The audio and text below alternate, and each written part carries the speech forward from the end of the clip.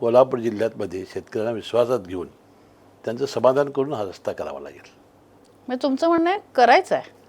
नाही, शासनाची भूमिका आहे, करायचं आहे, पण लादायचं नाही. मग तुम्ही त्या शेतकऱ्यांना तयार करणार? नाही, मी नाही. शेतकरी तयार करतायत, लोक तयार होत आहेत. जेव्हा ते संमती देतील त्याच वेळा आम्ही सुद्धा त्यांना सांगू की बाबा लोक तयार झालेले आहेत.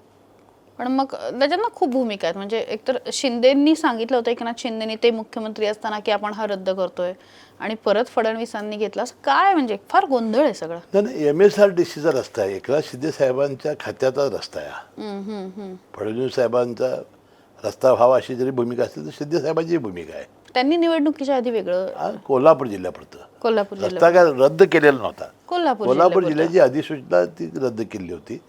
थोडीशी लाईन बदलून करता येते का ते प्रयत्न करतायत. तसं काय होत आहे? नाही, 2-3 त्यांचे पर्याय आहेत आमच्यासमोर.